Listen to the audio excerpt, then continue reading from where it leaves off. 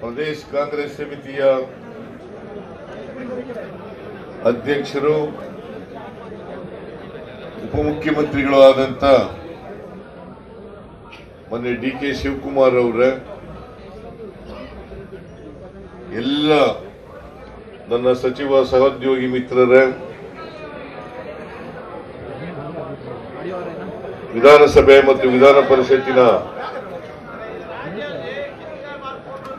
ಎಲ್ಲ ಮಾನ್ಯ ಸದಸ್ಯರುಗಳೇ, ಲೋಕಸಭೆ ಮತ್ತು ರಾಜ್ಯಸಭೆಯ ಮಾನ್ಯ ಸದಸ್ಯರುಗಳೇ, ಮಾಜಿ ಸಚಿವರೇ, ಮಾಜಿ ಶಾಸಕ ಮಿತ್ರರೇ, ನಮ್ಮ ಪಕ್ಷದ ಇತರ ಎಲ್ಲ ಮುಖಂಡರುಗಳೇ,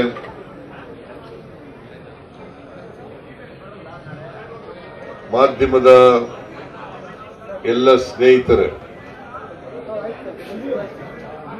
ಈಗಾಗಲೇ ನಮ್ಮ ಅಧ್ಯಕ್ಷರಾದಂತ ಡಿ.ಕೆ. ಶಿವಕುಮಾರ್ ಅವರು ನಿಮ್ಮೆಲ್ಲರಿಗೂ ಸ್ವಾಗತವನ್ನು ಮಾಡಿ ಕೆಲವು ವಿಚಾರಗಳನ್ನ ಇಲ್ಲಿ ಪ್ರಸ್ತಾಪ ಮಾಡಿದ್ದಾರೆ.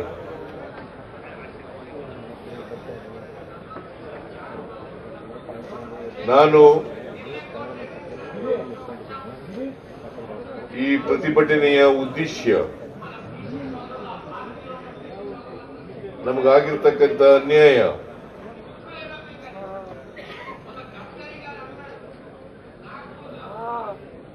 ಮತ್ತೆ ಕೇಂದ್ರ ಸರ್ಕಾರದ ಈ ದೇಶದ ಜನರ ಗಮನವನ್ನು ಸೆಳೀತಕ್ಕಂಥ ಪ್ರಯತ್ನವನ್ನ ಈ ಸಂದರ್ಭದಲ್ಲಿ ಮಾಡಲಿಕ್ಕೆ ಬಯಸ್ತಾ ಇದ್ದೇನೆ. ನಾನು ನಿಮ್ಮೆಲ್ಲರಿಗೂ ಕೂಡ ಮತ್ತೊಮ್ಮೆ ಸ್ವಾಗತವನ್ನು ಮತ್ತೆ ಕೇಂದ್ರ ಸರ್ಕಾರದ ಈ ದೇಶದ ಜನರ ಗಮನವನ್ನು ಸೆಳೀತಕ್ಕಂಥ ಪ್ರಯತ್ನವನ್ನ ಈ ಸಂದರ್ಭದಲ್ಲಿ ಮಾಡಲಿಕ್ಕೆ ಬಯಸ್ತಾ ಇದ್ದೇನೆ. ನಾನು ನಿಮ್ಮೆಲ್ಲರಿಗೂ ಕೂಡ ಮತ್ತೊಮ್ಮೆ ಸ್ವಾಗತವನ್ನು ಬಯಸಿ ನಿಮಗೆ ಧನ್ಯವಾದಗಳನ್ನು ಕೂಡ, ಕೃತಜ್ಞತೆಗಳನ್ನು ಕೂಡ ಹೇಳಲಿಕ್ಕೆ ಬಯಸ್ತಾ ಇದ್ದೇನೆ. ಇದು ಒಂದು ಕರ್ನಾಟಕ ಸರ್ಕಾರದಿಂದ, ಕಾಂಗ್ರೆಸ್ ಸರ್ಕಾರದಿಂದ ಮಾಡತಕ್ಕಂಥ ಒಂದು ಐತಿಹಾಸಿಕ ಪ್ರತಿಭಟನೆ ಅಥವಾ ಚಳವಳಿ ಅಂತೇಳಿ ನಾನು ಈ ಸಂದರ್ಭದಲ್ಲಿ ಹೇಳಲಿಕ್ಕೆ ಬಯಸ್ತಾ ಇದ್ದೇನೆ. ಈ ಪ್ರತಿಭಟನೆ ಯಾವುದೇ ಪಕ್ಷದ ವಿರುದ್ಧ ಅಲ್ಲ.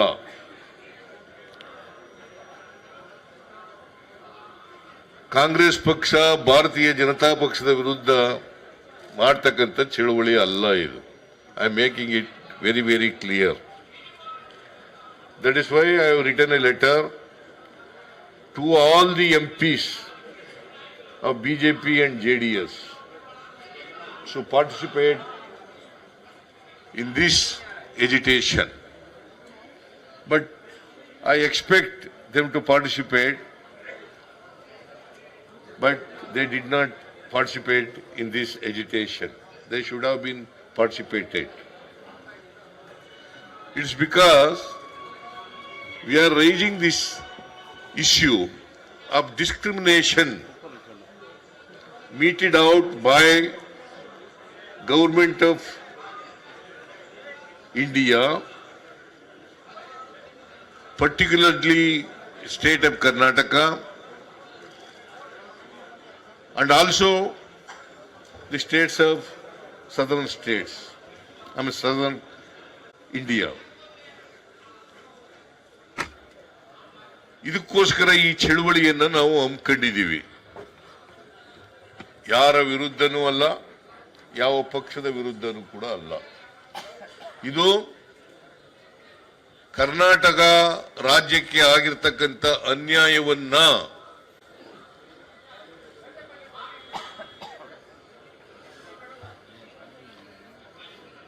ಮತ್ತೆ ಕರ್ನಾಟಕದ ಜನರಿಗೆ, ಕನ್ನಡಿಗರಿಗೆ ಆಗಿರ್ತಕ್ಕಂಥ ಅನ್ಯಾಯವನ್ನ ಕೇಂದ್ರ ಸರ್ಕಾರದ ಗಮನಕ್ಕೆ ತರಬೇಕು. ಅನಿವಾರ್ಯವಾಗಿ ನಾವು ಇವತ್ತು ಈ ಪ್ರತಿಭಟನೆಯನ್ನ ಹಮ್ಮಿಕೊಂಡು ದೆಹಲಿಯ ಜಂತರ್ ಮಂತರ್ನಲ್ಲಿ ನಾವು ಕೇಂದ್ರ ಸರ್ಕಾರದ ಗಮನವನ್ನು ಸೆಳೆಯಲಿಕ್ಕೆ ಪ್ರಯತ್ನವನ್ನು ಮಾಡ್ತಾ ಇದ್ದೀವಿ. ನಿಮಗೆಲ್ಲ ಗೊತ್ತಿದೆ, ಜಂತರ್ ಮಂತರ್ ಒಂದು ಐತಿಹಾಸಿಕವಾದಂಥ ಸ್ಥಳ. ಇಲ್ಲಿ ಅನೇಕ ಚಳುವಳಿಗಳನ್ನು ನಾವು ಮಾಡಿದ್ದೀವಿ. ಬೇರೆ ದೇಶದ ಜನರು ಕೂಡ ಚಳುವಳಿಗಳನ್ನು ಮಾಡಿದ್ದಾರೆ. ಅನೇಕ ಚಳುವಳಿಗಳಿಗೆ ಸಾಕ್ಷಿಯಾಗಿರ್ತಕ್ಕಂಥ ಪ್ರದೇಶ ಜಂತರ್ ಮಂತರ್. ಅಂತ ಜಾಗದಲ್ಲಿ ಇವತ್ತು ಕಾಂಗ್ರೆಸ್ ಸರ್ಕಾರ, ಕರ್ನಾಟಕದ ಕಾಂಗ್ರೆಸ್ ಸರ್ಕಾರ ಇವತ್ತು ಈ ಪ್ರತಿಭಟನೆಯನ್ನ ಮಾಡ್ತಾ ಇದ್ದೀವಿ.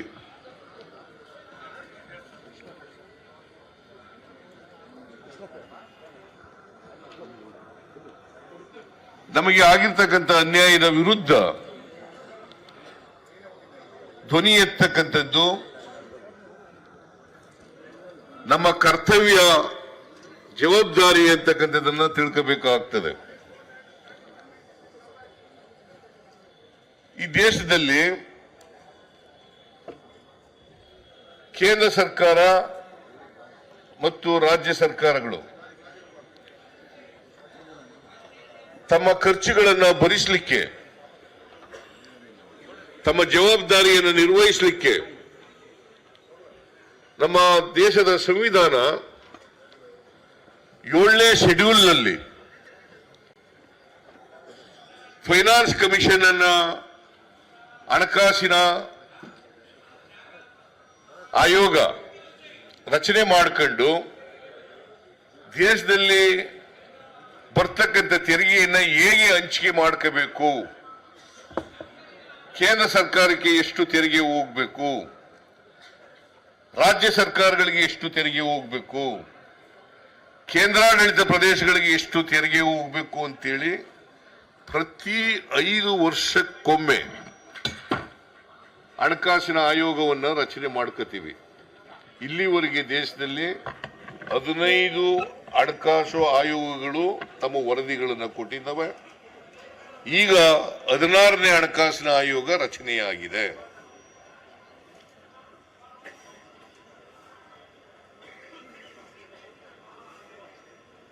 ಈ 15 ಹಣಕಾಸಿನ ಆಯೋಗಗಳು ಕೊಟ್ಟಿರ್ತಕ್ಕಂಥ ವರದಿ ಮೇಲೆ ತೆರಿಗೆಯನ್ನ ರಾಜ್ಯ ಸರ್ಕಾರಗಳಿಗೆ, ಕೇಂದ್ರ ಸರ್ಕಾರಕ್ಕೆ, ಕೇಂದ್ರಾಡಳಿತ ಪ್ರದೇಶಗಳಿಗೆ ಹಂಚಿಕೆ ಮಾಡ್ಕೋತೀವಿ.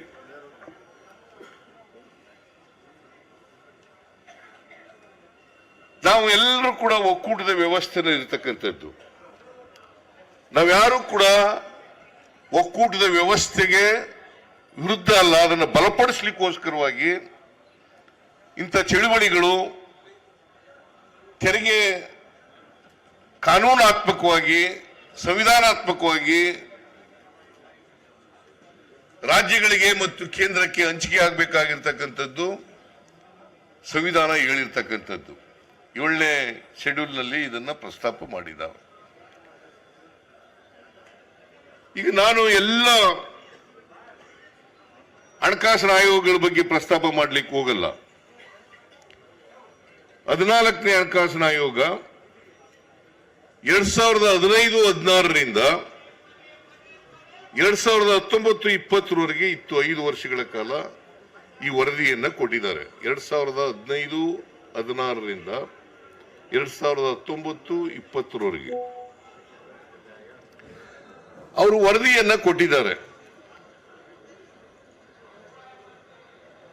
ಆ ವರದಿ ಪ್ರಕಾರ 42% ರಾಜ್ಯಗಳಿಗೆ, ಇನ್ನು 58% ಕೇಂದ್ರಕ್ಕೆ ಅಂತ ವರದಿ ಕೊಟ್ಟಿದ್ದಾರೆ. ಆಮೇಲೆ 4.71% to Karnataka, 4.471% of the total taxes. Under the devolution of taxes, 4.71% has to come to Karnataka.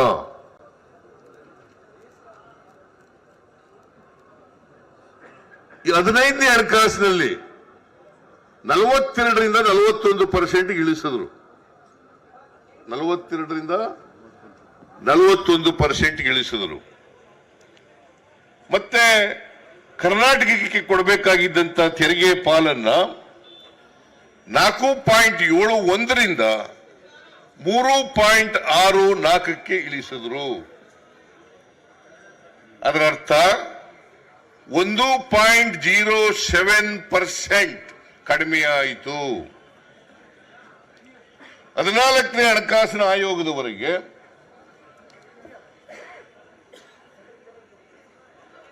ಸಾವಿರದ 1971ನೇ ಜನಗಣತಿಯ ಆಧಾರದ ಮೇಲೆ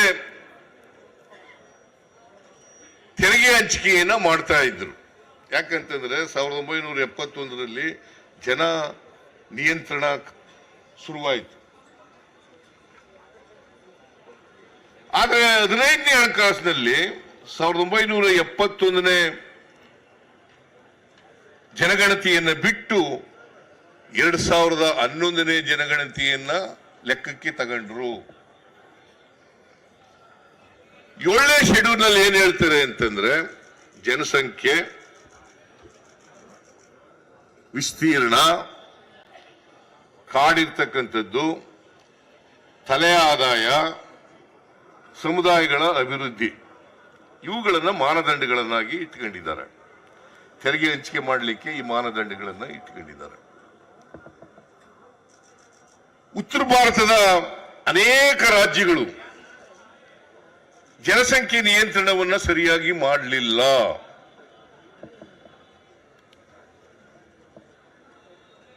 ದಕ್ಷಿಣ ಭಾರತದ ರಾಜ್ಯಗಳು ಜನಸಂಖ್ಯೆ ನಿಯಂತ್ರಣವನ್ನ ಮಾಡದು.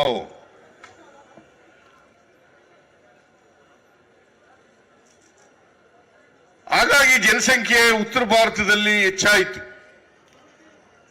ಜನಸಂಖ್ಯೆ ದಕ್ಷಿಣ ಭಾರತದಲ್ಲಿ ಕಡಿಮೆ ಆಯಿತು. ಜನಸಂಖ್ಯೆ ನಿಯಂತ್ರಣ ಮಾಡದದ್ದು ಈಗ ನಮಗೆ ಶಾಪ ಆಗಿದೆ. ನಾನು ಯಾರು ಕೂಡ ಬಡ ರಾಜ್ಯಗಳಿಗೆ ಹೆಚ್ಚು ತೆರಿಗೆ ಕೊಡಬೇಡಿ ಅಂತ ಹೇಳಕ್ ಹೋಗಲ್ಲ. ಯಾವುದು ಅಭಿವೃದ್ಧಿ ಆಗಿಲ್ಲ ರಾಜ್ಯಗಳಿಗೆ ಸ್ವಲ್ಪ ಹೆಚ್ಚು ತೆರಿಗೆ ಕೊಡ್ತಕ್ಕಂಥದ್ರ ಬಗ್ಗೆ ನಮ್ದೇನು ತಕರಾರಿಲ್ಲ, ಅದನ್ನ ವಿರೋಧ ಮಾಡಲ್ಲ. ಆದರೆ ಕೋಳಿ ಚಿನ್ನದ ಮೊಟ್ಟೆ ಇಡ್ತದೆ ಅಂತೇಳಿ ಕೋಳಿನೇ ಕುಯ್ದಾಕಬಾರದು ಅನ್ನೋದು ನಮ್ಮ ವಾದ. ಹಾಲು ಕರೀತದೆ ಅಂತ ಹೆಸರು, ಹಾಲು ಹೆಚ್ಚು ಕರೀತದೆ ಅಂತೇಳಿ ಹಸುನ್ ಕೆಚ್ಚಲೇ ಕುಯ್ಬೇಡಿ ಅಂತಕ್ಕಂಥದ್ದು ನಮ್ಮ ವಾದ.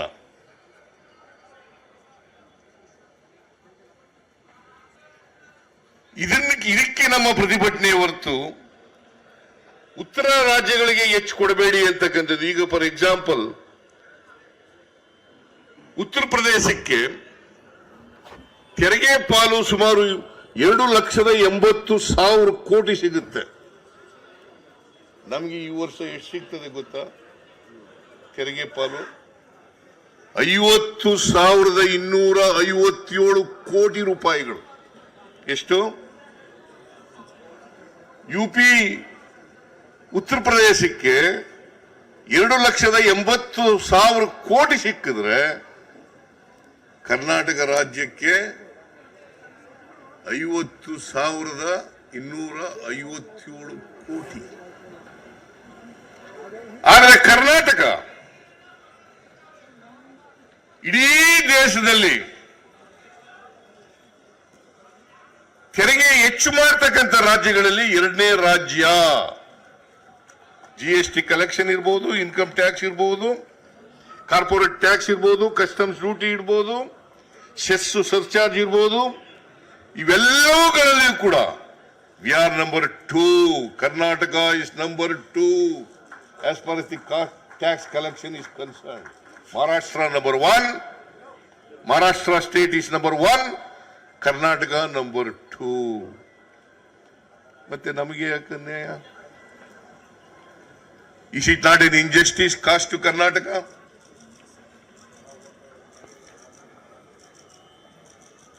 See, as a matter of fact, this year, Karnataka state is contributing more than 4,30,000 taxes to state, to Union of India. ಎಷ್ಟು? 4,30,000 crores. 4,30,000 crores. ಕರ್ನಾಟಕದಿಂದ ಕೇಂದ್ರ ಸರ್ಕಾರಕ್ಕೆ ತೆರಿಗೆ ನಾವು ಸಲ್ಲಿಸ್ತಕ್ಕಂಥದ್ದು. ಅಂದ್ರೆ ₹1 ಅಲ್ಲ ₹100 ತೆರಿಗೆ ಕಲೆಕ್ಟ್ ಮಾಡಿದ್ರೆ ನಮಗೆ ಬರ್ತಕ್ಕಂಥದ್ದು 12 ರಿಂದ 13 ರೂಪಾಯಿ. Did you follow? ಗೊತ್ತಾಯ್ತೇನ್ರಿ? ₹100 ನಾವು ಕಲೆಕ್ಟ್ ಮಾಡಿದ್ರೆ ಕೇಂದ್ರ ಸರ್ಕಾರಕ್ಕೆ ಕೊಟ್ರೆ ₹100 ನಮಗೂ ವಾಪಸ್ ಬರೋದು ಎಷ್ಟಪ್ಪ ಅಂದ್ರೆ 12 ರಿಂದ 13 ರೂಪಾಯಿ. Is it not an injustice to people of Karnataka?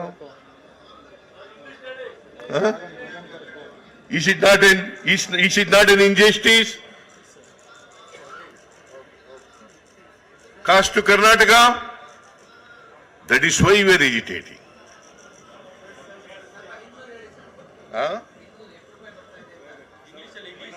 English ನಲ್ಲಿ ಹೇಳ್ತಾ ಇರೋದಿದೆ.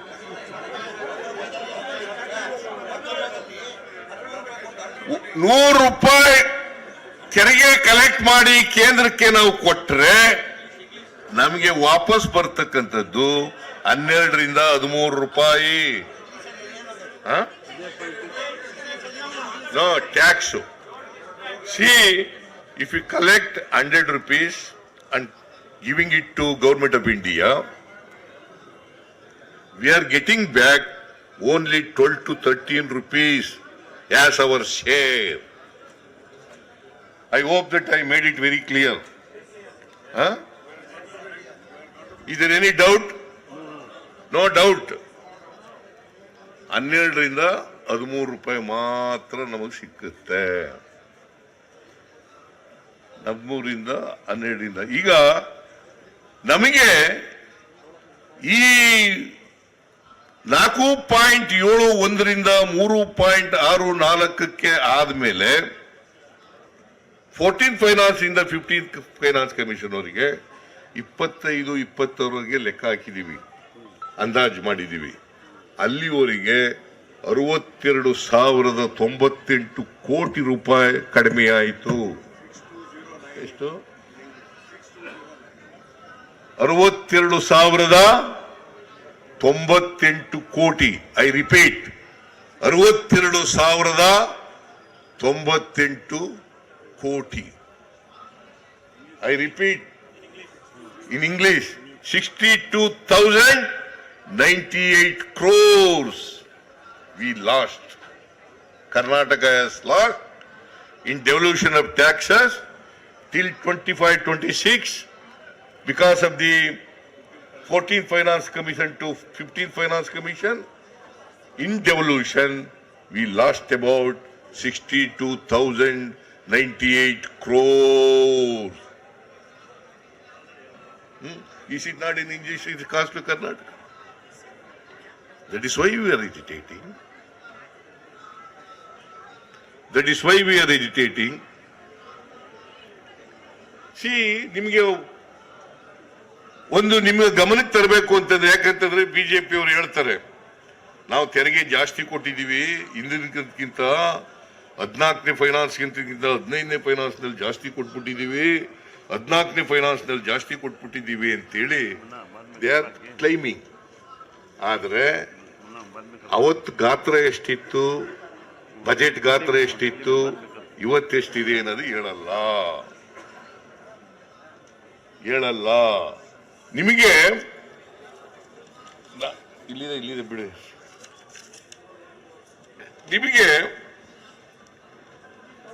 2017-18ರಲ್ಲಿ ಕೇಂದ್ರ ಸರ್ಕಾರದ ಬಜೆಟ್ ಗಾತ್ರ 17-18ರಲ್ಲಿ ಕೇಂದ್ರ ಸರ್ಕಾರದ the size of the budget of the government of India is 21,46,735 crores. ಎಷ್ಟು? 21,46,235. ಅವತ್ತು ಎಷ್ಟು ನಮಗೆ ಬರ್ತಿತ್ತು ಅಂತಂದ್ರೆ ಟ್ಯಾಕ್ಸ್ ನಮ್ಮ ಶೇರು ಎಷ್ಟಿತ್ತು ಅಂತಂದ್ರೆ 31,908 ಕೋಟಿ. ಎಷ್ಟು? 31,900 ಕೋಟಿ. ಸೆಂಟ್ರಲಿ ಸ್ಪಾನ್ಸರ್ಡ್ ಸ್ಕೀಮ್ಸ್ ಅಂತ ಇರ್ತವೆ, ಅದರಲ್ಲಿ ನಮ್ಮ ಶೇರು ಇರ್ತದೆ, ಕೇಂದ್ರ ಸರ್ಕಾರದ ಶೇರು ಇರ್ತದೆ. ಸೆಂಟ್ರಲ್ ಶೇರ್ ಈಗ ಇಂದಿರಾ ಆವಾಸ್ ಮನೆಗಳು ಅಂತ ಇದೆ. ಆ ಇಂದಿರಾ ಆವಾಸ್ ಮನೆಗಳಲ್ಲಿ ಕೇಂದ್ರ ಸರ್ಕಾರ ದುಡ್ಡು ಕೊಡ್ತದೆ, ಆದ್ರೆ ಹೆಸರು ಮಾತ್ರ ಪ್ರಧಾನಮಂತ್ರಿ ಆವಾಸ್ ಯೋಜನಾ. ಆದ್ರೆ ಕೊಡೋದು 1,20,000. ನಾವು 1,20,000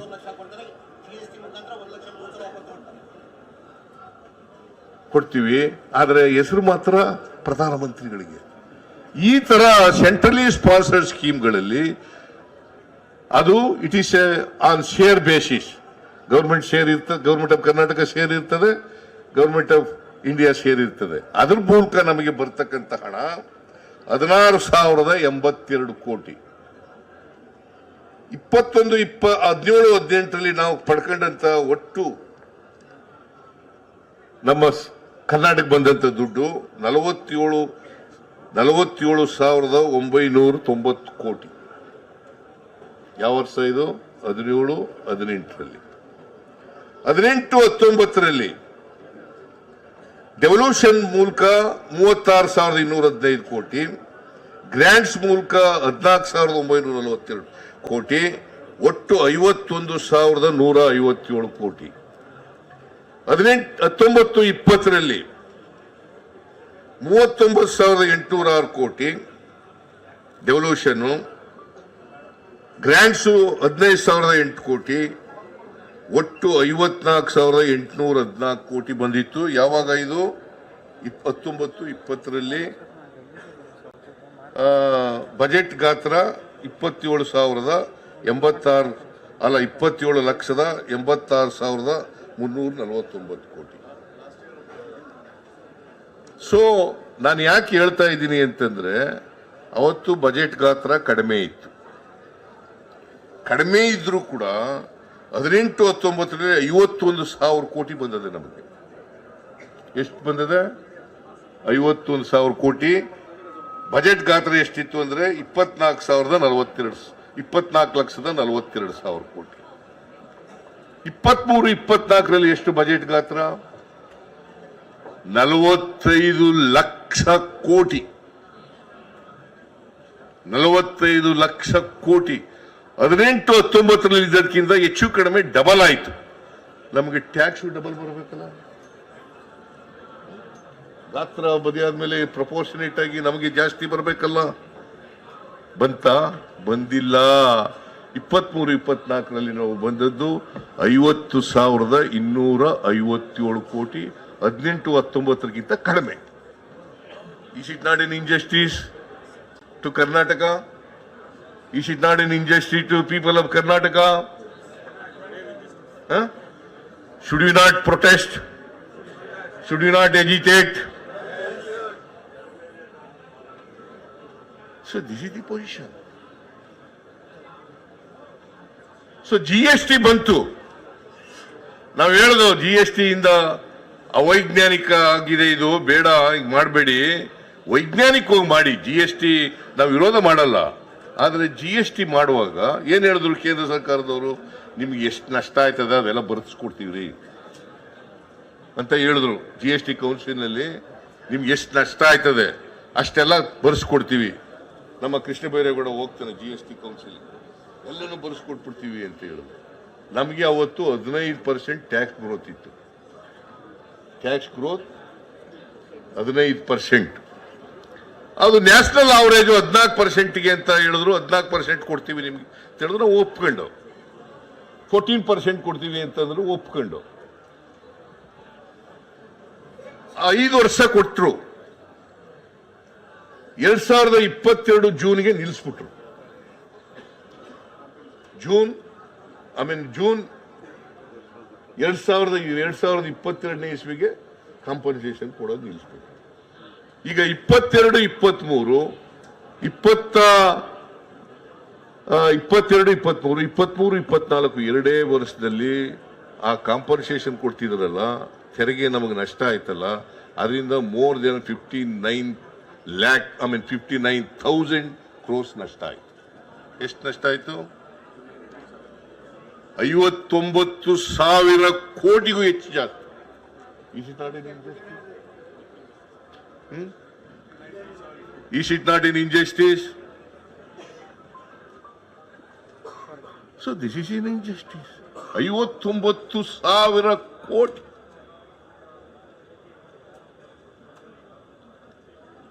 $59,000 ಕಡಿಮೆ ಆಯ್ತು.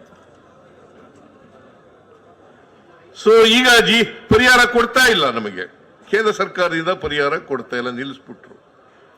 15% ಇದ್ದದ್ದು ಈಗ ಟ್ಯಾಕ್ಸ್ ಗ್ರೋತ್ ನಮಗೆ GST ಆದ್ಮೇಲೆ 9% ಬಂದ್ಬಿಟ್ಟಿದೆ. ಟ್ಯಾಕ್ಸ್ ಗ್ರೋತ್ 9%, GST ಆದ್ಮೇಲೆ 9 ಗ್ರೋತ್ ಆಗಿದೆ. ನಮಗೆ GST ಇಂದ ನಷ್ಟ ಆಗಿದೆಯೇ ಹೊರತು ಅವರೇನು ರಾಜ್ಯಗಳಿಗೆ ತೆರಿಗೆ ಜಾಸ್ತಿ ಬರ್ತದೆ ಅಂತ ಹೇಳಿದ್ರು, ಅದು ಸುಳ್ಳಾಯಿತು.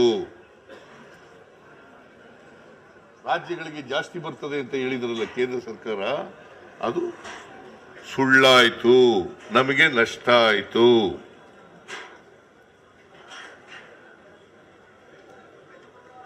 ಸೊ ಇದು ಅನ್ಯಾಯ ಅಲ್ವಾ? 59,000 ಕೋಟಿ ಬರ್ದೇ ಹೋಯ್ತಲ್ಲ ನಮಗೆ ಬಿಕಾಸ್ ಆಫ್ ದಿ GST. ಅದು ಅನ್ಯಾಯ ಅಲ್ವಾ? ಈ ಅನ್ಯಾಯ ಪ್ರತಿಭಟಿಸಬೇಕು ಬೇಡ? ಪ್ರತಿಭಟಿಸಕ್ಕೋಸ್ಕರ ಇವತ್ತು ಪ್ರತಿಭಟನೆ ಮಾಡ್ತಾ ಇರೋದು. ಮಿಸ್ಟರ್ ಬಿಜೆಪಿ ಅವರು ಬರಬೇಕಾಗಿತ್ತು, ಪಾಪ ಬಂದಿಲ್ಲ. ಅವರು ಬಂದಿದ್ರೆ ಗೊತ್ತಾಗ್ತಿತ್ತು ಅವ್ರಿಗೆ ಇವೆಲ್ಲ. ಇವ್ರು ಹೆಂಗೆ ಅಂತಂದ್ರೆ, ನಮ್ಮಲ್ಲಿ ಕೋಲೆ ಬಸವ ಅಂತ ಇದ್ದಾರೆ. ಕೋಲೆ ಬಸವ ಅಂತ ಗೊತ್ತಾ? ಈ ಭಿಕ್ಷಿಕರು ಒಂದು ಎತ್ತಿ ಹಿಡ್ಕೊಂಬಂತ ಬಸವನ ಹಿಡ್ಕೊಂಬರ್ತಾರೆ. ಅದು ತಲೆ ಕುಣಿಸುವಂದ್ರೆ ತಲೆ ಹಿಂಗ ಅನ್ಸುತ್ತೆ, ತಲೆ ಅಲ್ಲಾಡ್ಸೋದು ಹಿಂಗಲ್ಲ ಅನ್ಸುತ್ತೆ. ಹಂಗೆ ಇವರು ಬಿಜೆಪಿ MP ಹೆಂಗೆ ಅಂತಂದ್ರೆ, ನರೇಂದ್ರ ಮೋದಿ ಅವರು ಏನ್ ಹೇಳ್ತಾರೆ ಅದಕ್ಕೆ ತಲೆ ಕುಣಿಸೋದು, ಬೇಡ ಅಂತಂದ್ರೆ ತಲೆ ಅಲ್ಲಾಡ್ಸೋದು. ಇದು ಇವ್ರು ಮಾಡ್ತಾ ಇರೋದು. ಬಿಜೆಪಿ MLA ಇವತ್ತು ಒಂದು ದಿನ ಇವತ್ತಿನವರಿಗೆ ಬಾಯಿ ಬಿಡ್ಲಿಲ್ವಲ್ರಿ.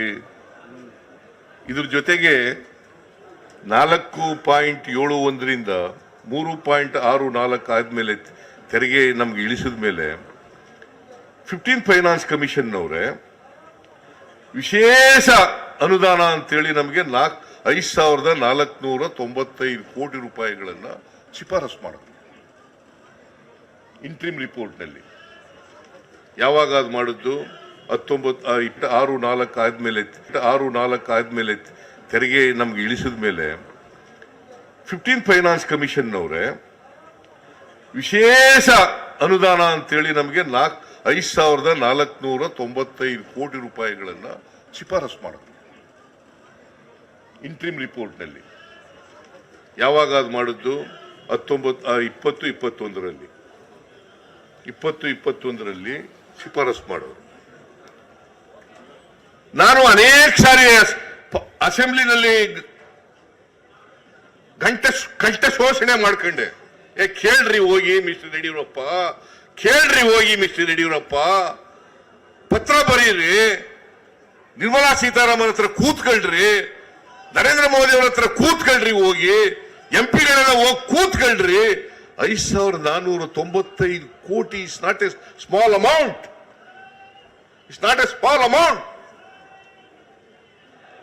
ಅವರಿಗೆ ಮನವರಿಕೆಯಾಗಿ ಕೊಟ್ಟಿದ್ದಂಥದ್ದು ವಿಶೇಷ ಗ್ರಾಂಟ್ಸ್ ಅನ್ನ.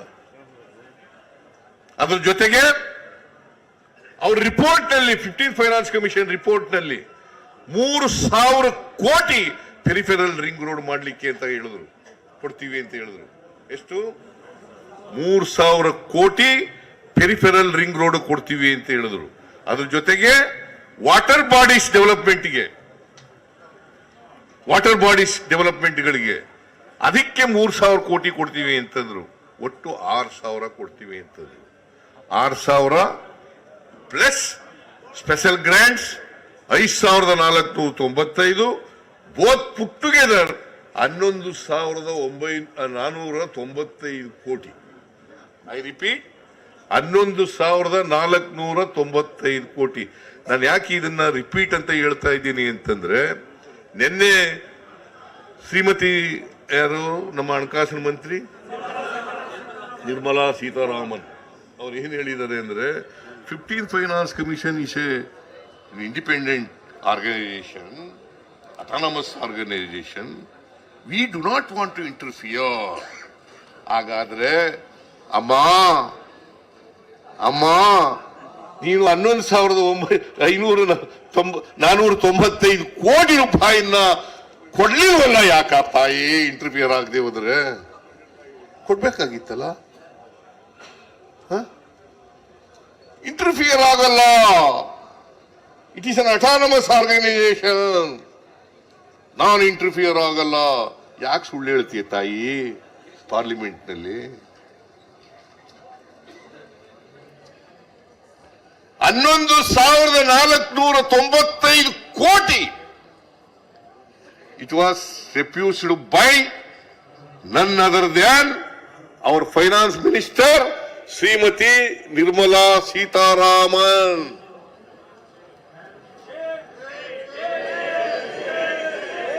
ಇಲ್ಲಿ ಪಾರ್ಲಿಮೆಂಟ್ ನಲ್ಲಿ ಹೇಳೋದು, I do not want to interfere since it is an autonomous body. I do not want to interfere with the report of the Finance Commission since it is an autonomous body. Why? क्यों झूठ बोलता है madam?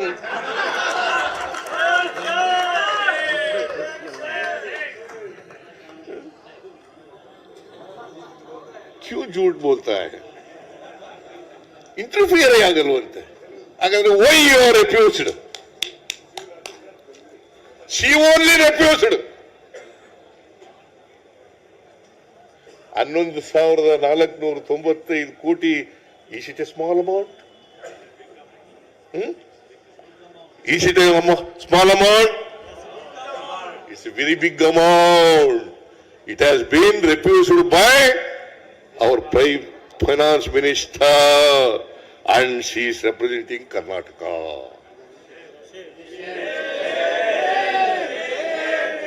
She is representing Karnataka. Which state she is representing? In Rajya Sabha? ಯಾಕ್ರಿ ಸುಳ್ಳು ಹೇಳ್ತೀರಿ? ನಾನು ಇನ್ನೊಂದು ಪ್ರಶ್ನೆ ಕೇಳ್ತೀನಿ ಯಡಿಯೂರಪ್ಪನವರಿಗೆ ಮತ್ತೆ ಬಸವರಾಜ ಬೊಮ್ಮಾಯಿ ಅವರು. ಯಾಕೆ ಹೇಳಿದಂತಾರೆ, 15ನೇ ಫೈನಾನ್ಸ್ ಕಮಿಷನ್ ಕರ್ನಾಟಕಕ್ಕೆ ಭೇಟಿ ಕೊಟ್ಟಾಗ ಅವರು ಕೇಳಿದಾಗ ಆ ಕಾಲದಲ್ಲಿ ಸಿದ್ದರಾಮಯ್ಯನವರೇ ಚೀಫ್ ಮಿನಿಸ್ಟರ್. ಓಕೆ, ನಾನು ಚೀಫ್ ಮಿನಿಸ್ಟರ್, ನಾನು ಸಮರ್ಥವಾಗಿ ಏನು ಆರ್ಗ್ಯುಮೆಂಟ್ ಮಾಡಬೇಕು ನಾನು ಮತ್ತು ನಮ್ಮ ಅಧಿಕಾರಿಗಳು ಎಲ್ಲ ಮಾಡಿದ್ದೀವಿ. ಆದರೆ ಕಾನ್ಸ್ಟಿಟ್ಯೂಟ್ ಮಾಡಿದವರು ಯಾರು? ಫೈನಾನ್ಸ್ ಕಮಿಷನ್ ಅನ್ನ ಕಾನ್ಸ್ಟಿಟ್ಯೂಟ್ ಮಾಡಿದವರು ಯಾರು? ಯಾರೇ? ಯಾರಮ್ಮ ಕಾನ್ಸ್ಟಿಟ್ಯೂಟ್ ಮಾಡೋ ಅಧಿಕಾರ ಇರೋದು ಯಾರಿಗೆ? ಯಾರನ್ನ ಹೆಸರು ಮಾಡೋದು, ಕಾನ್ಸ್ಟಿಟ್ಯೂಟ್ ಮಾಡಿ ಇಂಥವರು ಅಧ್ಯಕ್ಷರು ಅಂತ ಹೇಳೋರು ಯಾರು? ಇಟ್ ಈಸ್ ನನ್ ಅದರ್ ದ್ಯಾನ್ ನರೇಂದ್ರ ಮೋದಿಜಿ. ಇಲ್ಲ, ಒಬ್ರಿದ್ರು, ಗೋವಿಂದರಾವ್ ಇದ್ರು. ಅಲ್ಲ, ಇದ್ರ 15ರಲ್ಲಿ ಇರ್ಲಿಲ್ಲ, 14ರಲ್ಲಿ ಗೋವಿಂದರಾವ್ ಇದ್ರು. ಸೌತ್ ಇಂಡಿಯಾದಿಂದ ಯಾರು ಇರಲಿಲ್ಲ 15ನೇ ಹಣಕಾಸಿನ ಆಯೋಗದಲ್ಲಿ, ಯಾರು ಇರಲಿಲ್ಲ. 14ರಲ್ಲಿ ಇದ್ರು Govindrao, mister Govindrao, is from Karnataka. ಅವರಿದ್ರು, ಯಾರು ಇರಲಿಲ್ಲ. ಅದಕ್ಕೆ ನಮ್ಗೆ ಅನ್ಯಾಯ ಆಯ್ತು. ಅದರಿಂದ ಈ ಅನ್ಯಾಯ ಆಗಲಿಕ್ಕೆ it is not Siddaramaiah is responsible, it is government of India. It is government of India. It is none other than our Prime Minister of the country, Sri Narendra Modi ji.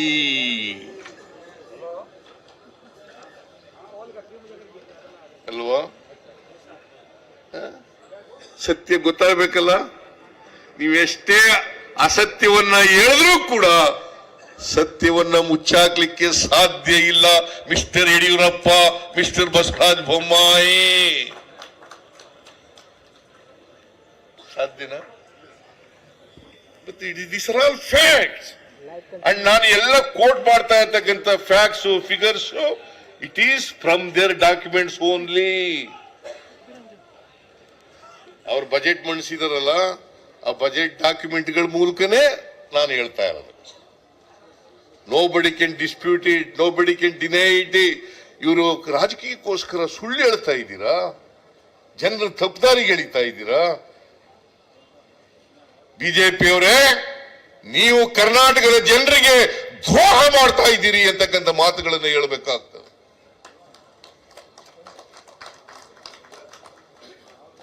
BJP ಸರ್ಕಾರ ನಮಗೆ ಮಲ್ತಾಯಿ ಧೋರಣೆಯನ್ನು ಮಾಡ್ತಾ ಇದೆ. ಇವರೆಲ್ಲ ಎಂಪಿಗಳು, ಮಿನಿಸ್ಟ್ರಿಗಳು, BJP ಲೀಡರ್ಗಳು ಎಲ್ಲರೂ ಕೂಡ ಕರ್ನಾಟಕದ ಜನರಿಗೆ ದ್ರೋಹ ಮಾಡ್ತಾ ಇದ್ದಾರೆ.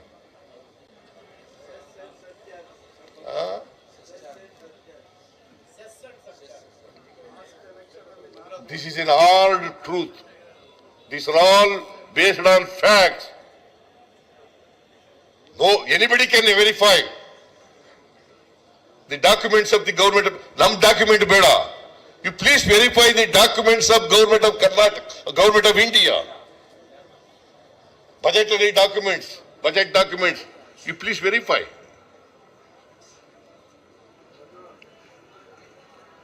ಅದರಿಂದ ಇಷ್ಟೆಲ್ಲ ಅನ್ಯಾಯ ಆಯ್ತಲ್ಲ, ನಮಗೆ ಇಷ್ಟ ಅನ್ಯಾಯ ಆಯ್ತಾ? ಒಟ್ಟು ಅನ್ಯಾಯ ಆಗಿರೋದು ನಮಗೆ 1,87,787 ಕೋಟಿ. ಎಷ್ಟು? ಕಳೆದ 8-9 ವರ್ಷಗಳಲ್ಲಿ ನಮಗೆ ಕರ್ನಾಟಕ ರಾಜ್ಯಕ್ಕೆ ಅನ್ಯಾಯ ಆಗಿರತಕ್ಕಂಥ ಒಟ್ಟು ಹಣ ಎಷ್ಟು? 1,87,000 ಕೋಟಿ. ಚಿಲ್ಲರೆ ಬಿಟ್ಬಿಡ್ತೀನಿ ನಾನು, ಅದು ಹೇಳ್ತೀನಿ. 1,87,000 ಕೋಟಿ. ಗೊತ್ತಾಯ್ತಾ ಭವ್ಯ? ಯಾಕೆ ನೀನು ಹೋಗಿದ್ದೆ ಟಿವಿ ಚಾನೆಲ್ಗೆ ನೋಡಿದೆ. 1,87,000,000. ನಾಗರಾಜ ಯಾದವ ಎಲ್ಲಿ ಎದ್ದುಂಟಾಗವನೇವ? 1,87,000 ಕೋಟಿ ಒಟ್ಟು ನಷ್ಟ ಆಗಿರ್ತಕ್ಕಂಥದ್ದು. ಎಷ್ಟು? 1,80,000 crores, 87,000 crores.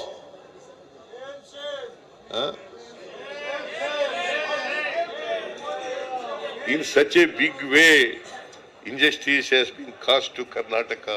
Can we keep quiet? Should we not agitate? Should you not protect the interest of Karnataka? Should you not protect the interest of Kannadigas? Is it not our duty? That is why you are doing. ಗೊತ್ತಾಯ್ತೇನ್ರಪ್ಪ? ಆಮೇಲೆ ಬರಗಾಲ ಬಂತು. ಕರ್ನಾಟಕದಲ್ಲಿ ಬರಗಾಲ ಇದೆ. 236 ತಾಲೂಕುಗಳಲ್ಲಿ 223 ತಾಲೂಕುಗಳನ್ನ ಬರಗಾಲ ಅಂತ ಘೋಷಣೆ ಮಾಡಿದ್ದೀವಿ. 220. ಅದರಲ್ಲಿ ಸಿವಿಯರ್ ಡ್ರಾಟ್ ಇರ್ತಕ್ಕಂಥದ್ದು 196 ತಾಲೂಕು. 236 ತಾಲೂಕುಗಳಲ್ಲಿ ಸಿವಿಯರ್ ಡ್ರಾಟ್ ಇರ್ತಕ್ಕಂಥದ್ದು 196 ತಾಲೂಕು. 223 ತಾಲೂಕುಗಳನ್ನ ಬರಗಾಲ ಅಂತ ಘೋಷಣೆ ಮಾಡಿದ್ದೀವಿ. ಇದು ನಾವು ಮೆಮೊರಾಂಡಮ್ ಕೊಟ್ಟದ್ದು ಸೆಪ್ಟೆಂಬರ್ ತಿಂಗಳಲ್ಲಿ. ಸುಮಾರು 5 ತಿಂಗಳಾಯ್ತಾ ಬಂತಲ್ವಾ? ಕೇಂದ್ರ ಸರ್ಕಾರದಿಂದ ಸೆಂಟ್ರಲ್ ಟೀಮ್ ಬಂತು, ಅವರೆಲ್ಲ ಇನ್ಸ್ಪೆಕ್ಷನ್ ಮಾಡಿದ್ರು, ರಿಪೋರ್ಟ್ ಕೊಟ್ಟರು ಕೇಂದ್ರ ಸರ್ಕಾರಕ್ಕೆ. ನಮ್ಮ ಮಂತ್ರಿಗಳು ಕೃಷ್ಣ ಬೈರೇಗೌಡ, ಚಲುವರಾಯಸ್ವಾಮಿ, ಆಮೇಲೆ ನಮ್ಮ ಯಾರು ಪ್ರಿಯಾ ಕೃಷ್ಣ, ಅಲ್ಲ ಎಂತದು ಪ್ರಿಯಾಂಕ್ ಖರ್ಗೆ ಎಲ್ಲ ಹೋದ್ರು. ಪಾಪ ಇವ್ರಿಗೆ ಅವ್ರನ್ನ ಮೀಟ್ ಮಾಡೋಕ್ಕೂ ಅವಕಾಶ ಕೊಡ್ಲಿಲ್ಲ. ಕೊನೆಗೆ ಹೇಗೋ ಕಷ್ಟಪಟ್ಟು ಕೃಷ್ಣ ಬೈರೇಗೌಡ, ಪ್ರಿಯಾಂಕ್ ಖರ್ಗೆ ಅಗ್ರಿಕಲ್ಚರ್ ಮಿನಿಸ್ಟರ್ನ ಭೇಟಿ ಮಾಡಿದ್ರು. ಚಲುವರಾಯಸ್ವಾಮಿ ಇರ್ಲಿಲ್ಲ, ಇವ್ರು ಮಾತ್ರ ಇಬ್ಬರೇ ಹೋಗಿದ್ರು, ಇವರಿಬ್ಬರಿಗೆ. ಆಮೇಲೆ ನಾನೇ ಡಿಸೆಂಬರ್ 20ನೇ ತಾರೀಕು ನಾನು ಕೃಷ್ಣ ಬೈರೇಗೌಡ ಪ್ರೈಮ್ ಮಿನಿಸ್ಟರ್ ಹತ್ರ ಅಪಾಯಿಂಟ್ಮೆಂಟ್ ತಗೊಂಡು, ಅಮಿತ್ ಶಾ ಅವ್ರ ಹತ್ರ ಅಪಾಯಿಂಟ್ಮೆಂಟ್ ತಗೊಂಡು ಭೇಟಿ ಮಾಡಿದ. ಡಿಸೆಂಬರ್ 20ನೇ ತಾರೀಕು I, along with Mr. Krishna Bairegowda, who is a minister in charge of revenue, we met Prime Minister of this country, Sri Narendra Modi ji, and also Amit Shah, who is a Home Minister of this country, and he is also chairman of this drought relief high level committee. ಅವ್ರು ಏನ್ ಹೇಳಿದ್ರು, ನರೇಂದ್ರ ಮೋದಿ ಅವರು ಹೇಳಿದ್ರು, ನಾನು ಹೇಳ್ತೀನಿ ಎಲ್ಲ ಇವ್ರಿಗೆ ಅಮಿತ್ ಶಾ ಅವ್ರಿಗೆ ಹೇಳ್ತೀವಿ ಅಂತಂದ್ರು.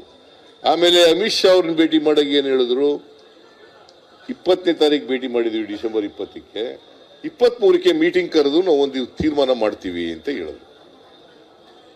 23ಕ್ಕೆ ಡಿಸೆಂಬರ್ 23ಕ್ಕೆ ಮಾಡ್ತೀವಿ ಅಂತ. ಇವತ್ತಿನವರಿಗೆ ಒಂದು ಮೀಟಿಂಗ್ ಕರೆದಿದ್ರಂತೆ, ಅದು ಮುಂದಕ್ಕೆ ಉಂಟಾಯ್ತು. ಆಮೇಲೆ ಇವತ್ತಿನವರಿಗೆ ಮೀಟಿಂಗ್ ಆಗಿಲ್ಲ.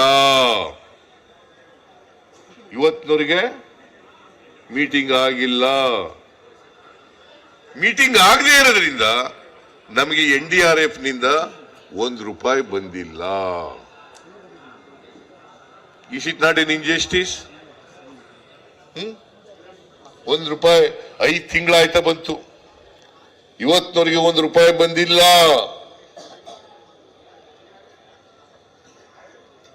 ಕೊಡ್ರಿ ನಾವು ಮಾತೆತ್ತಿದ್ರೆ ಸಿದ್ದರಾಮಯ್ಯನವ್ರ ಸರ್ಕಾರ ರೈತರಿಗೆ ಏನು ಪರಿಹಾರ ಕೊಡ್ಲಿಲ್ಲ. ನಾವು ಕುಡಿಯ ನೀರಿಗೆ, ಮೇವಿಗೆ, ಉದ್ಯೋಗ ಕೊಡ್ಲಿಕ್ಕೆ ಇವತ್ತವರೆಗೆ ತೊಂದರೆ ಆಗಿಲ್ಲ.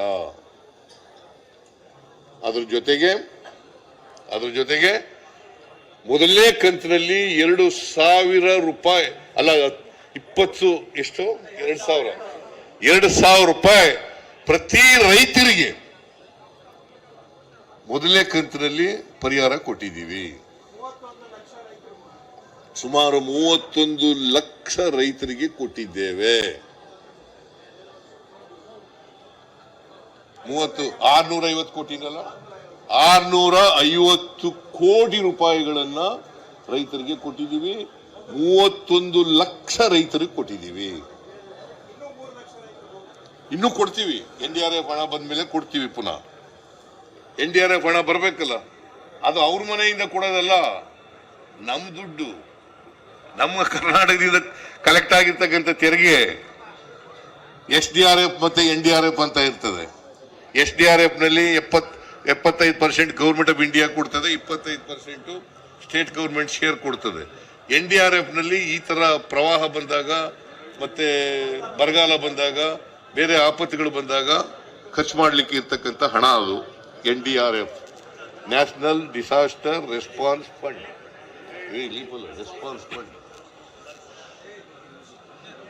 National disaster response fund, NDRF.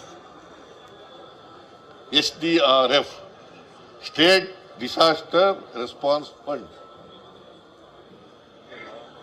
So ನಾವು ಅದರಲ್ಲಿ ಈಗ SDRF ಫಂಡ್ ನಲ್ಲಿ ಎಲ್ಲ ಡಿಸಿಗಳ ಹತ್ರ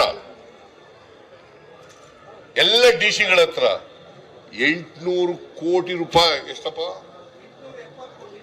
870 ಕೋಟಿ ರೂಪಾಯಿಗಳು ಅವರ PD ಅಕೌಂಟ್ ನಲ್ಲಿದೆ. ಕುಡಿಯೋ ನೀರು ಕೊಡ್ಲಿಕ್ಕೆ, ಮೇವು ಕೊಡ್ಲಿಕ್ಕೆ, ಇದಕ್ಕೋಸ್ಕರ 870 ಕೋಟಿ ರೂಪಾಯಿ. ಸೊ ಬರಗಾಲವನ್ನ ಬಹಳ ಸಮರ್ಥವಾಗಿ ಕರ್ನಾಟಕ ಸರ್ಕಾರ ಎದುರಿಸಿದೆ. Now we are waiting for the release of NDRF fund to Karnataka because we are facing severe drought in Karnataka. ಕೊಟ್ಟಿಲ್ಲ ಇವತ್ತಿನವರಿಗೆ, ಅದು ಕೊಡಿಸ್ರಿ mister Yediyurappa, mister Basavaraj Bommai and 26-27 ಜನ ಎಂಪಿಗಳು ಈಗ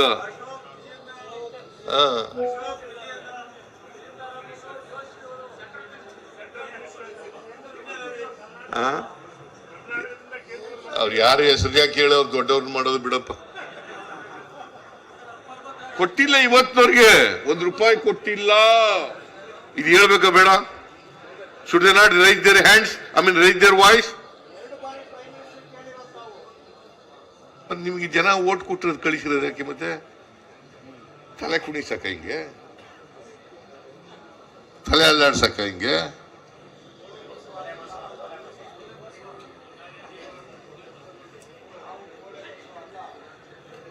ಇವ್ರಿಗೆ ಏನಾಗಿದೆ ಅಂತಂದ್ರೆ, ಇದು ಹೇಳಿದ್ರು ಕೋಪ ಇವರಿಗೆ. ನರೇಂದ್ರ ಮೋದಿ ಹತ್ರ ನಿಂತ್ಕೊಂಡು ಮಾತಾಡಕ್ಕೆ ಬಾಯಿ ಇಲ್ಲ ಇವ್ರ ಹತ್ರ, ಪಾರ್ಲಿಮೆಂಟ್ ನಲ್ಲಿ ಬಾಯಿ ಬಿಡಕ್ಕೆ ಬಾಯಿ ಇಲ್ಲ ಇವರು. This is the position. ಇವರು ಅವರು ಹೇಳಿದ್ರು ಅಂತ ಹೇಳಿ ಪ್ರತಿಭಟನೆ ಮಾಡಕ್ ಶುರು ಮಾಡಿದ್ದಾರೆ. ಇವತ್ತು ನಾವು ಪ್ರತಿಭಟನೆ ಮಾಡ್ತಾ ಇದೀವಲ್ಲ, ನಾವು ಮಾಡಕ್ ಆದ್ಮೇಲೆ ಅದಕ್ಕೆ ಕೌಂಟರ್ ಪ್ರತಿಭಟನೆ ಮಾಡೋದು. But the people of Karnataka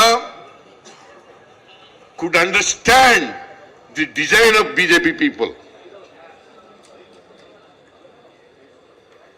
ಅವರ ಕುತಂತ್ರ, ಅವರ ಜನವಿರೋಧಿ ನೀತಿ, ಅವರ ದ್ರೋಹ ಕರ್ನಾಟಕದ ಜನ ಅರ್ಥ ಮಾಡ್ಕೊಳ್ತಕ್ಕಂಥ ಶಕ್ತಿ ಇದೆ.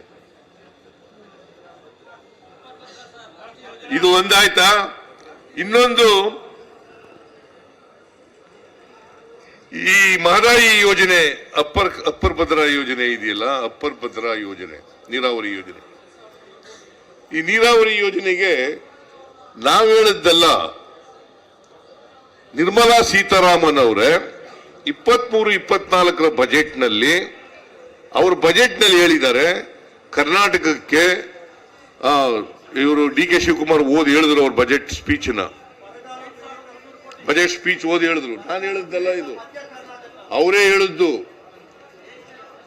5,300 ಕೋಟಿ ರೂಪಾಯಿ ಕರ್ನಾಟಕಕ್ಕೆ ಕೊಡುತ್ತೇವೆ, ಅಪ್ಪರ್ ಭದ್ರಾ ಯೋಜನೆಗೆ 5,300 ಕೋಟಿ ರೂಪಾಯಿ ಕೊಡುತ್ತೇವೆ ಅಂತ ನಿರ್ಮಲಾ ಸೀತಾರಾಮನ್ ಅವರು ಬಜೆಟ್ ಸ್ಪೀಚ್ ನಲ್ಲಿ ಹೇಳಿರೋದು.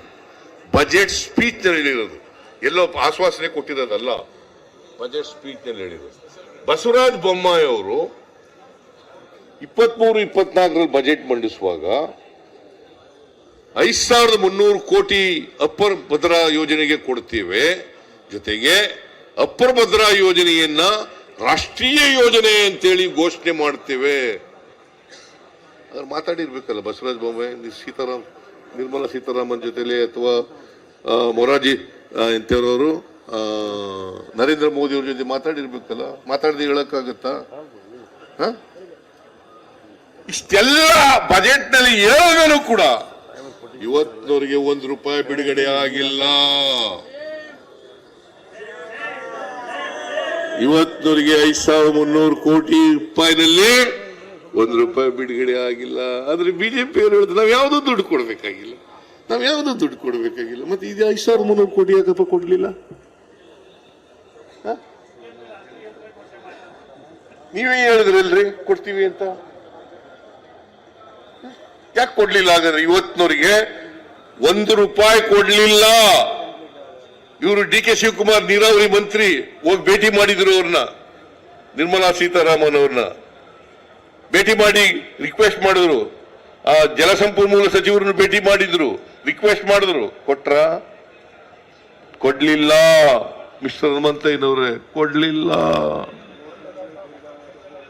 5,300 ಕೋಟಿ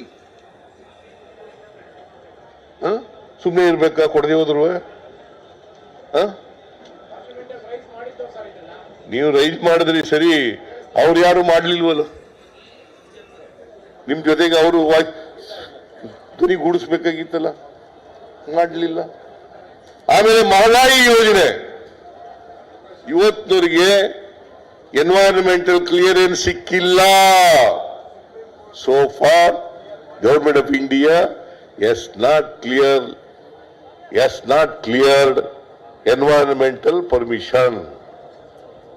ಕೊಟ್ಟಿದ್ದಾರ? ಯಾರು ಕೊಡ್ಬೇಕಾಗಿರೋದು? ಕೇಂದ್ರ ಸರ್ಕಾರ ಕೊಟ್ಟಿಲ್ಲ. ನಾವು ಕೇಳಿ ಕೇಳಿ ಸಾಕಾಯ್ತು. ಏನ್ ಮಾಡ್ಬೇಕು? ಕೊನೆಗೆ ಪ್ರತಿಭಟನೆ ಮಾಡಬೇಕು. ರಾಷ್ಟ್ರೀಯ ಯೋಜನೆ ಮಾಡ್ತೀವಿ ಅಂತಂದ್ರು, ಮಾಡಲಿಲ್ಲ. ಆಮೇಲೆ ಅಪ್ಪರ್ ಕೃಷ್ಣಕ್ಕೆ 2010 2010 ಡಿಸೆಂಬರ್ ಅವಾರ್ಡ್ ಆಯ್ತು. ಇವತ್ತವರಿಗೆ ಗೆಜೆಟ್ ನೋಟಿಫಿಕೇಶನ್ ಮಾಡಲಿಲ್ಲ. ಪಾಪ ಉತ್ತರ ಕರ್ನಾಟಕದ ಜನ ಎಲ್ಲರೂ ಕೂಡ ಶುರು ಮಾಡಿ ಬೇಗ ಮುಗಿಸಿ ಅಂತ ಹೇಳ್ತಾರೆ. ಎಲ್ಲಿ ಮಾಡೋದು? ಇಲ್ಲಿ ಕೇಂದ್ರ ಸರ್ಕಾರ ಗೆಜೆಟ್ ನೋಟಿಫಿಕೇಶನ್ ಮಾಡಿಲ್ವಲ್ಲ. ಮಹದಾಯಿಗೆ ಗೆಜೆಟ್ ನೋಟಿಫಿಕೇಶನ್ ಮಾಡಿದ್ರು, ಅದು ಎನ್ವೈರನ್ಮೆಂಟಲ್ ಕ್ಲಿಯರೆನ್ಸ್ ಕೊಡ್ಲಿಲ್ಲ. ಮೇಕೆದಾಟು ನಾವು ಪಾದಯಾತ್ರೆ ಎಲ್ಲ ಮಾಡಿದೆವು, ಕೊಡ್ರಿ. ಇದನ್ನ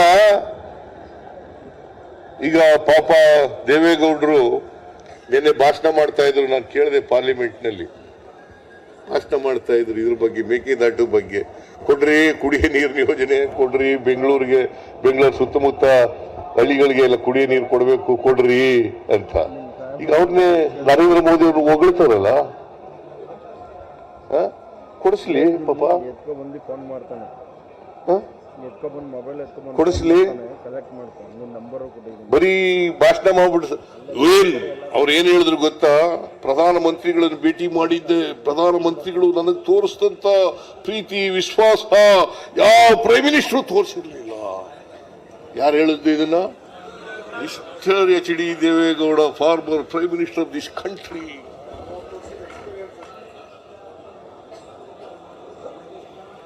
ಕೊಡಿಸ್ಲಿ. ಮೇಕೆದಾಟು ಇದು balancing reservoir. In fact the advocate appeared for Tamil Nadu. He himself said it. ಅದು ಮೇಕೆದಾಟು ಮಾಡ್ರಿ ಅಂತ. ಬ್ಯಾಲೆನ್ಸಿಂಗ್ ರಿಸರ್ವಾಯರ್ ಮಾಡಿ ಅಲ್ಲಿ 67 TMC ನೀರನ್ನ ಶೇಖರಣೆ ಮಾಡ್ಕೊಂಡಾಗುತ್ತೆ. ತಮಿಳುನಾಡಿಗೂ ಅನುಕೂಲ ಆಗುತ್ತೆ, ಕರ್ನಾಟಕಕ್ಕೂ ಅನುಕೂಲ ಆಗ್ತದೆ ಅಂತ ಹೇಳಿದ್ರು. ವಿದ್ಯುತ್ ಶಕ್ತಿ ತಯಾರು ಕೂಡ ಮಾಡ್ಲಿಕ್ಕೆ ಸಾಧ್ಯ ಆಗ್ತದೆ ಅಂತ ಹೇಳಿದ್ರು. ಆದ್ರೆ ಇವತ್ತವರೆಗೆ ಪರ್ಮಿಷನ್ ಕೊಡ್ಲಿಲ್ಲ.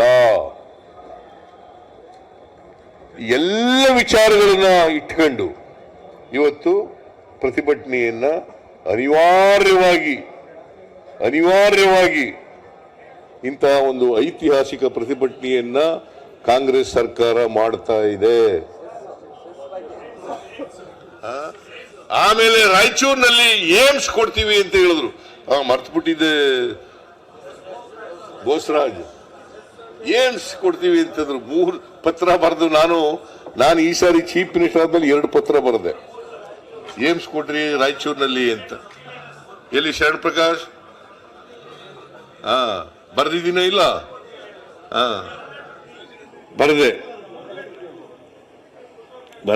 ಬರೀಲಿಲ್ಲ. ಅನೇಕ ಲೆಟರ್ಗಳು ಬರೆದೆ ನಾನು. ಆದ್ರೆ ಏನ್ ಗೊತ್ತಾ, ಈ ಕೇಂದ್ರ ಸರ್ಕಾರ ಅಂತಂದ್ರೆ ರಾಜ್ಯ ಸರ್ಕಾರಗಳಿಗೂ ಉತ್ತರ ಕೊಡಬಾರದು ಅಂತ ತೀರ್ಮಾನ ಮಾಡ್ಕೊಂಡ್ಬಿಟ್ಟವ್ರು. ನಾ ಪತ್ರ ಬರೆದ್ರು ಕೂಡ, as a chief minister of the state, I return number of letters to government of India, to ministers. So far I have not received any reply.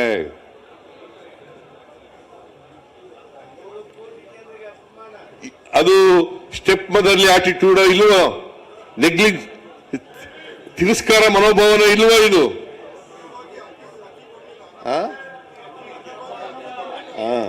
Annabhagya ಇಲ್ಲಿ ನಮ್ಮ ಮುನಿಯಪ್ಪನವರು ಇದ್ದಾರೆ, KH ಮುನಿಯಪ್ಪನವರು, ನಾವು 10 kg ಆಹಾರ ಧಾನ್ಯಗಳನ್ನು ಕೊಡ್ತೀವಿ ಅಂತ ಹೇಳ್ಬಿಟ್ಟಿದ್ದು. ಅಕ್ಕಿನೇ ಕೊಡ್ತೀವಿ ಅಂತ ಹೇಳಿರಲಿಲ್ಲ, ಆಹಾರ ಧಾನ್ಯಗಳು ಕೊಡ್ತೀವಿ ಅಂತ ಹೇಳಿದ್ರು. 5 kg ಕೊಡ್ತಾ ಇದ್ದಾರೆ. ಇನ್ನು 5 kg ನಾವು ಎಕ್ಸ್ಟ್ರಾ ಕೊಡ್ತೀವಿ. ಯಾಕಂತಂದ್ರೆ ಕರ್ನಾಟಕದಲ್ಲಿ ಇರ್ತಕ್ಕಂಥ ಬಡವರು, ಎಲ್ಲ ಜಾತಿ ಬಡವರು, ಇಂಥ ಜಾತಿ ಬಡವರಲ್ಲ, ಇಂಥ ಧರ್ಮದವರು, ಇಂಥ ಜಾತಿಯವರು ಅಂತಲ್ಲ, ಎಲ್ಲ ಜಾತಿ ಬಡವರೇ ಒಂದು ಕ್ಲಾಸ್. ಅವರು 2 ಹೊತ್ತು ಊಟ ಮಾಡಲೇಬೇಕು, ಹೊಟ್ಟೆ ತುಂಬ ಊಟ ಮಾಡಲೇಬೇಕು ಅಂತೇಳಿ ನಾವು 5 kg ಎಕ್ಸ್ಟ್ರಾ ಕೊಡ್ತೀವಿ ಅಂತ ಹೇಳಿದ್ದು. ಕೊಡ್ಬೇಕ ಬೇಡ? ಕೇಂದ್ರ ಸರ್ಕಾರ ಅಕ್ಕಿ ಇಟ್ಕೊಂಡು ಕೊಡ್ಲಿಲ್ಲ ನಮಗೆ. ಇವರು ಹೋಗಿ ಭೇಟಿ ಮಾಡಿದ್ರು KH ಮುನಿಯಪ್ಪನವರು. ದುಡ್ಡು ಕೊಡ್ತೀವಿ, ಫ್ರೀಯಾಗಿ ಕೊಡ್ಬೇಡ್ರಿ, 1 kg 34 ರೂಪಾಯಿ ಕೊಡ್ತೀವಿ, ಕೊಡ್ರಿ ನಮಗೆ ಅಕ್ಕಿನ ಅಂತಂದ್ರೆ ಕೊಡ್ಲಿಲ್ಲ. ರಾಜಕೀಯ ಮಾಡ್ಬಿಟ್ರು, ಅದರಲ್ಲಿ ರಾಜಕೀಯ ಮಾಡ್ಬಿಟ್ರು. ಆದ್ರೂ ನಾವು ಸುಮ್ಮನಾಗ್ಲಿಲ್ಲ. 170 ರೂಪಾಯಿ ಪ್ರತಿಯೊಬ್ಬರಿಗೆ ಪ್ರತಿ ತಿಂಗಳು 170 ರೂಪಾಯಿ ಕೊಡ್ತಾ ಇದ್ದೀವಿ. ನಾವು ಎಲ್ಲಿ ತಪ್ಪು ಮಾಡಿದ್ದೀವಿ? ಆಮೇಲೆ ಈ ಇವರು ಬಿಜೆಪಿಯವರು ಏನ್ ಹೇಳ್ತಾರೆ, ಬಿಟ್ಟಿ ಭಾಗ್ಯಗಳು. ಏನಾಗಂದ್ರೆ ಬಿಟ್ಟಿ ಭಾಗ್ಯಗಳು ಅಂದ್ರೆ 2,000 ರೂಪಾಯಿ ಕೊಡೋದು ಬಿಟ್ಟಿ ಭಾಗ್ಯನಾ? ಬಡವರಿಗೆ ಫ್ರೀಯಾಗಿ ಬಸ್ನಲ್ಲಿ ಹೋಗ್ರಿ, ಆ ಉಳಿದ ದುಡ್ಡನ್ನ ಬೇರೆ ಬಾಬುಗಳಿಗೆ ಖರ್ಚು ಮಾಡ್ಕೊಳ್ರಿ ಅಂದ್ರೆ ಬಿಟ್ಟಿ ಭಾಗ್ಯನಾ? ಹೊಟ್ಟೆ ತುಂಬ ಊಟ ಮಾಡಿ ಏನಾದ್ರು ಬಿಟ್ಟಿ ಭಾಗ್ಯನಾ? ವಿದ್ಯುತ್ ಶಕ್ತಿ ಫ್ರೀಯಾಗಿ ಕೊಡ್ತೀವಿ ಅಂತಂದ್ರೆ ಬಿಟ್ಟಿ ಭಾಗ್ಯನಾ? ಯುವಕರಿಗೆ 2 ವರ್ಷ ಕೆಲಸ ಇಲ್ಲದವರಿಗೆ, ನಿರುದ್ಯೋಗಿಗಳಿಗೆ ತಿಂಗಳಿಗೆ 3,000 ರೂಪಾಯಿ ಕೊಡ್ತೀವಿ ಅಂತಂದ್ರೆ ಬಿಟ್ಟಿ ಭಾಗ್ಯನಾ? ನೋಡಿ ಹೆಂಗೆ, ಎಷ್ಟು ಲಘುವಾಗಿ ಮಾತಾಡ್ತಾರೆ, ಎಷ್ಟು ತುಚ್ಛವಾಗಿ ಮಾತಾಡ್ತಾರೆ. ಇವರಿಗೆ ಪಾಠ ಕಲಿಸ್ಬೇಕೋ ಬೇಡ? ಈ ರಾಜ್ಯದ ಜನ ಬುದ್ಧಿ ಕಲಿಸ್ಬೇಕೋ ಬೇಡ? ಬಿಟ್ಟಿ ಭಾಗ್ಯ, ಅದಕ್ಕೆಲ್ಲ ದುಡ್ಡು ಖರ್ಚು ಮಾಡ್ಬಿಟ್ಟಿದೆ. ಇದೇ ನರೇಂದ್ರ ಮೋದಿ ಅವರು ಹೇಳಿದ್ರು, ಈ ಭಾಗ್ಯಗಳನ್ನ, ಈ ಗ್ಯಾರಂಟಿಗಳನ್ನ ಜಾರಿ ಮಾಡಕ್ ಸಾಧ್ಯ ಇಲ್ಲ, ಮಾಡ್ಬಿಟ್ರೆ ರಾಜ್ಯ ಆರ್ಥಿಕವಾಗಿ ದಿವಾಳಿ ಆಗ್ಬಿಡ್ತದೆ. ನಾವು 8 ತಿಂಗಳೊಳಗಡೆ ಎಲ್ಲ 5 ಗ್ಯಾರಂಟಿಗಳನ್ನ ಜಾರಿ ಮಾಡಿ ರಾಜ್ಯದ ಆರ್ಥಿಕ ಪರಿಸ್ಥಿತಿಯನ್ನು ಕೂಡ ಸುಭದ್ರವಾಗಿ ಇಟ್ಟಿದ್ದೇವೆ. ಏನ್ ಮಾಡಿದ್ದೀವಿ? ರಾಜ್ಯದ ಆರ್ಥಿಕ ಪರಿಸ್ಥಿತಿ, ರಾಜ್ಯವನ್ನ ದಿವಾಳಿ ಆಗಕ್ಕೆ ಬಿಟ್ಟಿಲ್ಲ. ಇದೇ ನರೇಂದ್ರ ಮೋದಿ ಅವರು ಇಷ್ಟೆಲ್ಲ ಮಾತಾಡ್ತಾರಲ್ಲ, ಸಾಲ ಎಷ್ಟಿತ್ತು ಗೊತ್ತಾ? ಇವ್ರು ಬರೋಕ್ಕೂ ಮುಂಚಿತವಾಗಿ ಎಷ್ಟು ಹನುಮಂತಯ್ಯನವ್ರೆ? ಇಲ್ಲ, 180 ಲಕ್ಷ ಕೋಟಿ, 54 ಲಕ್ಷ ಇತ್ತು ಸ್ವಾತಂತ್ರ್ಯ ಬಂತವಿಂದ.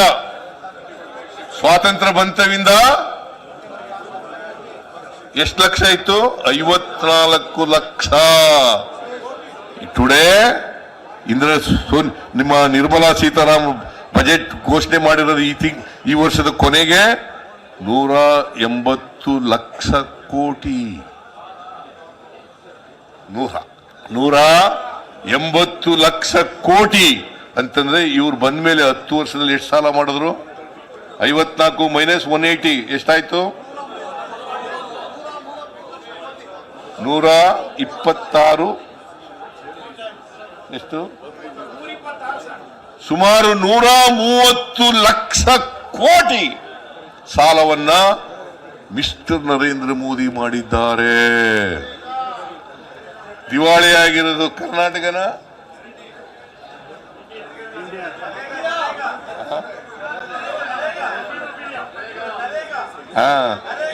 ನರೇಗಾ ಅದು ದುಡ್ಡು ಕೊಟ್ಟಿಲ್ಲ. ಏನಪ್ಪಾ, ಇಲ್ಲ ಪ್ರಿಯಾಂಕಾ ಬಂದಿಲ್ವಾ? ಪ್ರಿಯಾಂಕ್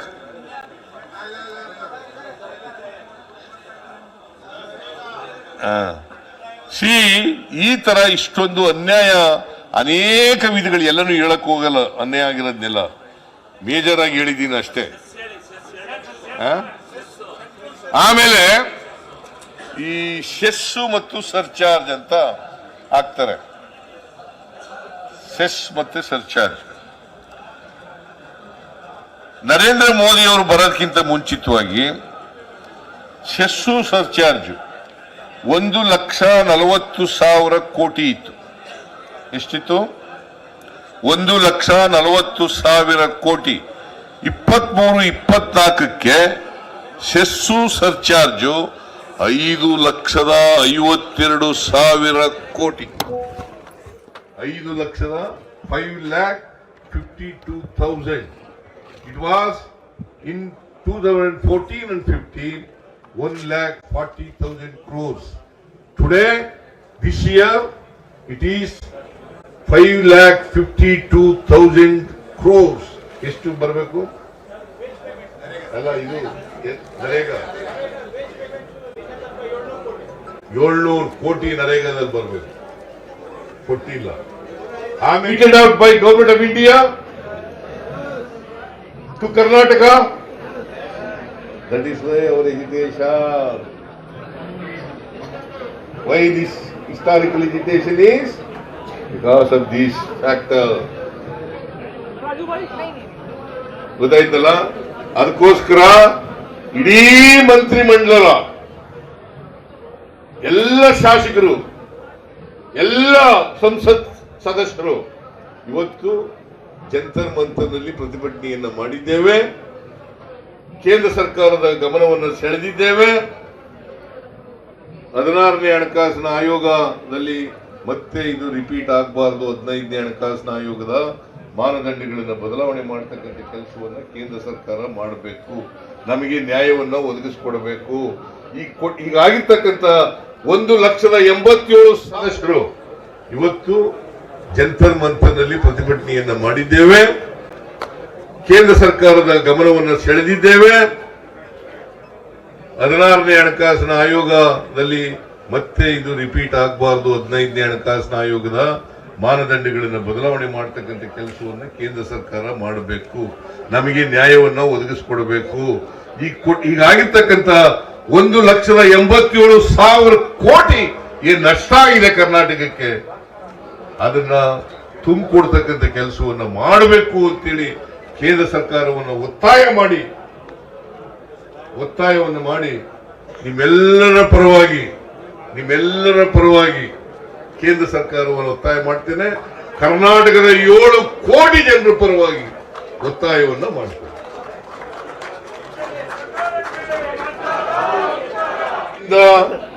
ಇಲ್ಲಿ ಬಂದು ಈ ಧರಣಾದಲ್ಲಿ ಭಾಗಿಯಾದದಕ್ಕೆ ನಿಮ್ಮೆಲ್ಲರಿಗೂ ನಾನು ಸರ್ಕಾರದ ಪರವಾಗಿ, ಕರ್ನಾಟಕದ ಜನತೆಯ ಪರವಾಗಿ ಕೃತಜ್ಞತೆಗಳನ್ನು. ಅದರಿಂದ ನಿಮ್ಮೆಲ್ಲರಿಗೂ ಕೂತ್ಕೊಳ್ರಿ, ಎಲ್ಲ ಕೂರ್ರಿ ಪ್ಲೀಸ್. ರವಿಶಂಕರ್ ಕೂತ್ಕೋ. ಅದರಿಂದ ನಿಮ್ಮೆಲ್ಲರಿಗೂ ಬೆಂಗಳೂರಿನಿಂದ ಇಲ್ಲಿ ಬಂದು ಈ ಧರಣಾದಲ್ಲಿ ಭಾಗಿಯಾದದಕ್ಕೆ ನಿಮ್ಮೆಲ್ಲರಿಗೂ ನಾನು ಸರ್ಕಾರದ ಪರವಾಗಿ, ಕರ್ನಾಟಕದ ಜನತೆಯ ಪರವಾಗಿ ಕೃತಜ್ಞತೆಗಳನ್ನು ಸಲ್ಲಿಸಲಿಕ್ಕೆ ಬಯಸ್ತಾ ಇದ್ದೇನೆ. Thank you all. ಒಂದ್ ನಿಮಿಷ. ಎಲ್ಲ MLAಗಳು, MLCಗಳು, MP ಕಳಿಸ್ಕೊಟ್ಟಿದ್ದಾರೆ. 10 ರಾಜಾಜಿ ಮಾರ್ಗ್ 10 ಇದೆ. ಇಲ್ಲಿಂದ ಬರೀ 5 ನಿಮಿಷ ಮಾತ್ರ ಎಲ್ಲ ಹೋಗ್ಬೇಕು. ಮೇಲ್ಗಡೆ ಬಲಗಡೆಗೆ ಸಿನಾ youth Congress president, youth Congress office ಬರ್ಸು, ಎಲ್ಲ MLCಗಳು ಸ್ವಲ್ಪ ದಯವಿಟ್ಟು ರೈಟ್ ಸೈಡ್ ಇದೆ, ಸ್ಟೇಜ್ ಹೋಗ್ಬೇಕಿಲ್ಲ. ಎಲ್ಲ ಗ್ರೂಪ್ ಫೋಟೋಗೆ please. I want all the media friends to take that group photo because we want all the members to be seen. Please. ಎಲ್ಲ ಬಲಗಡೆ ಹೋಗಿ. ಎಲ್ಲ MLAಗಳೆಲ್ಲ ಬಲಗಡೆ ನಡೀರಿ. ಎಲ್ಲ MLA, MLC, MPಗಳು ದಯವಿಟ್ಟು ಶರತ್ ಎಲ್ಲರೂ ಕರ್ಕೊಂಡು ನಡೀರಿ. 1 ನಿಮಿಷ ಬಲಗಡೆಗೆ ಸ್ಟೇಜ್ ರೆಡಿ ಆಗಿದೆ. ಬಲಗಡೆ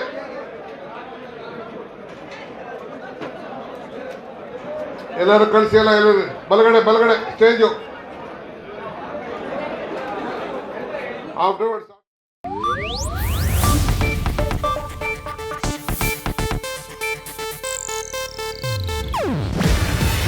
ಇದು ಏಷ್ಯಾನೆಟ್ ನ್ಯೂಸ್ ನೆಟ್ವರ್ಕ್ ಪ್ರಸ್ತುತಿ.